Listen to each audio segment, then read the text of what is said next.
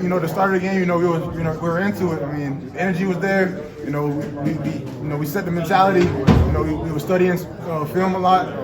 We just really wanted it more, man. It was times in the game where it got tough for us, and we kept fighting and fighting, and we came out in the end.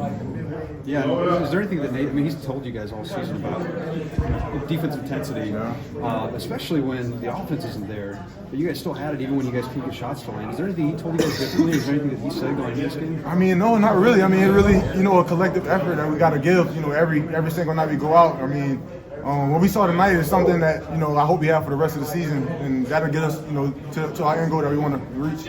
Thanks, Nick. So, Nick, what do you think clicked or changed defensively today? That I know you said that y'all played good in the first half yesterday. I think we saw 40 minutes of it today. What do you think changed? What was different with y'all? I think it was just multiple efforts. Even if a guy messed up, we tried. Try to make up for it. Some calls didn't go our way. We still kept fighting. We just came together in hard times, and I mean it got hard. We argued with each other a little bit, but we battled and we got back together and we made it happen. So I think going forward, just seeing what we did tonight, that gives us a lot more confidence to go into any game and battle it out to the end. Towards the end of the game, Grand Canyon took, I think, a 1-point lead, and then Mo got those back-to-back rebounds. How big was that, and what kind of energy did that give you? Every time Mo Diabate steps on the court, something happens. I mean, it's like he's a big-time player, and he makes plays in big-time games. So it's great to have him, a part of this team. It's great to have him as a teammate.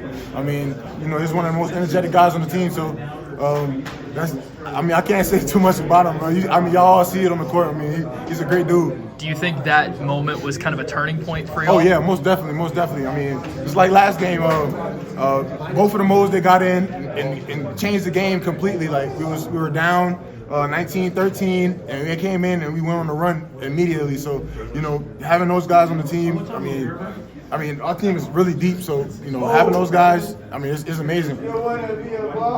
Last thing, talking about that environment, I mean, that's kind of the story of the tournament, is that those fans. Yeah, I love playing against away crowds. I love getting jiggy with them dancing. I like the trash talk, all of that. I mean, I feed into all of that. It's just another fuel to the fire.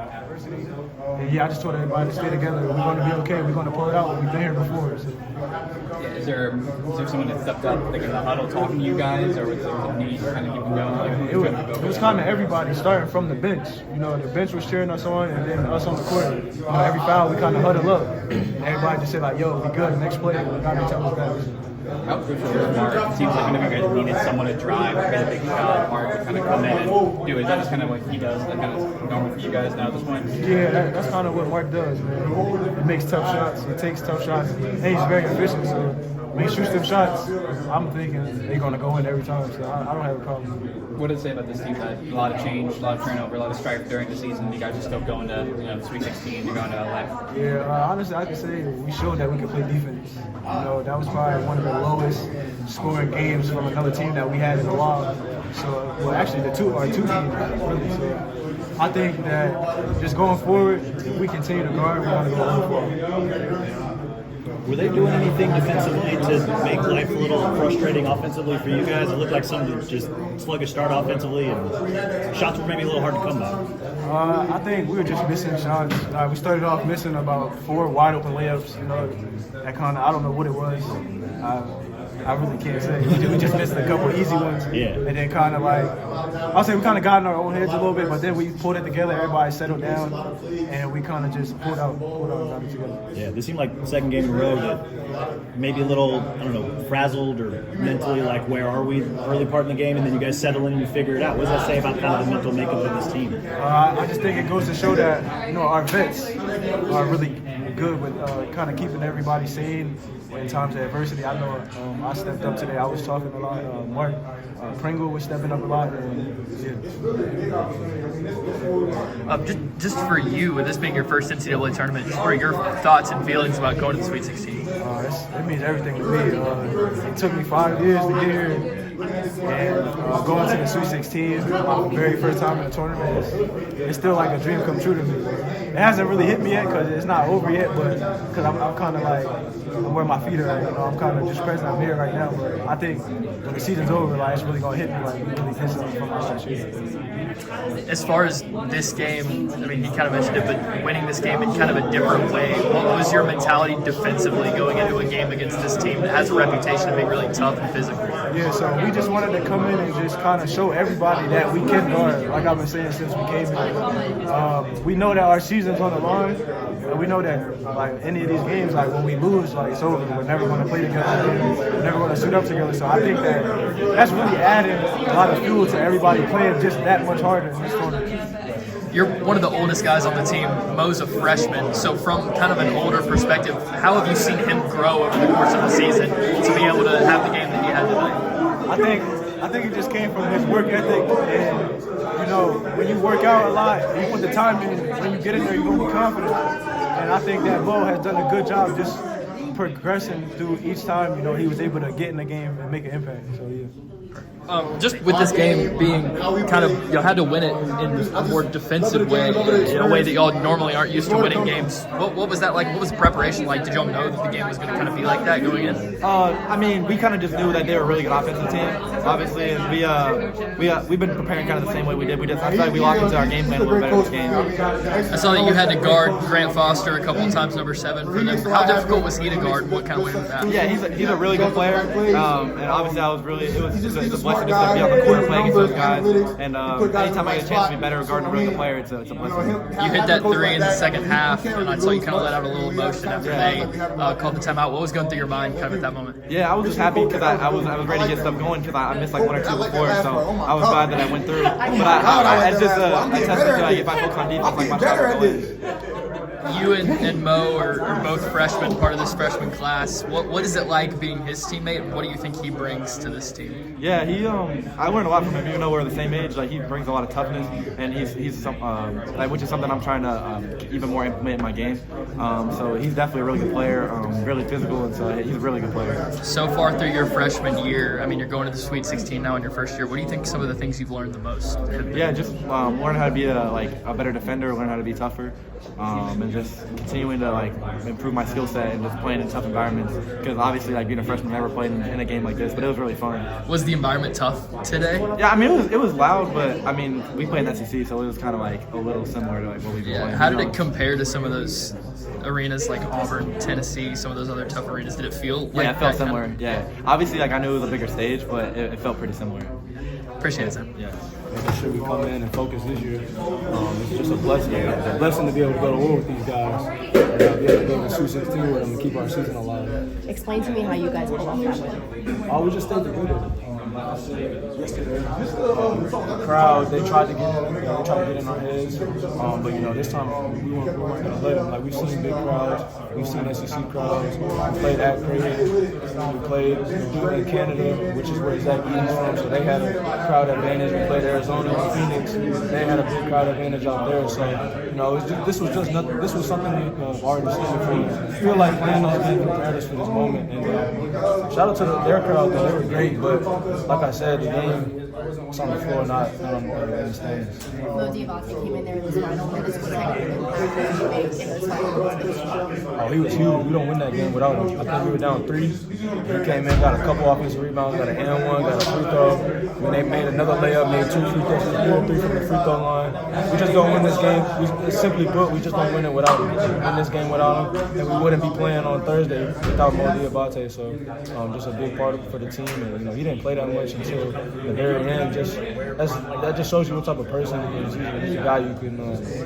He wants the team to win, so he's gonna do whatever he can for the team to win. So he was huge for us. Things there at the end, you guys get into foul trouble. Things hit the game. So what do you guys do to break through? What do you say to each other to make sure that you Well, we just calmed down. We were kind of forcing. It almost looked like we started panicking a little bit, but I was just like, we gotta calm down. Like we've been here before. They've been there before too, but we've been there more times than them.